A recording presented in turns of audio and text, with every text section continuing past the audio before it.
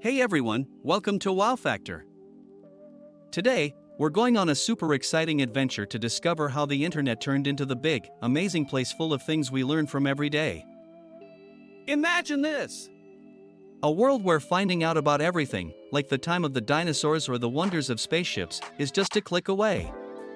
Once upon a time, way before we had all our gadgets, if we wanted to learn something new, we had to visit a library and look through lots of books. Then, something amazing happened. Some really smart people figured out how to make computers talk to each other, and that's how the internet started. Now, we can learn anything from anywhere. Fast forward to the 1990s, and boom! The internet suddenly became super popular.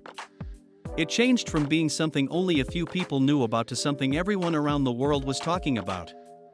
All of a sudden, we could play games, make friends from places far away, and find answers to all our questions, without even having to leave our houses. And guess what? It kept growing, adding more fun stuff to do and learn every day. And now, for the coolest part, the internet made it so everyone could learn about anything. Websites like Wikipedia turned into treasure chests, full of information on just about everything you could think of. It's like having a superpower, where you can find out all sorts of facts in just a blink. Imagine being able to learn new things every day, from why the sky is blue to how to bake the yummiest cookies, all with just a few clicks. It's like a magic key that opens up a whole world of knowledge and adventures.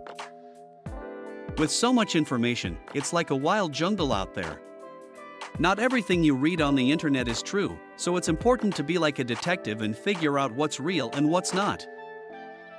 So, the internet is a super cool tool for learning and having fun, but always remember to use it wisely. What's the coolest thing you've learned on the internet? Tell us in the comments. Don't forget to subscribe for more awesome stories. Bye.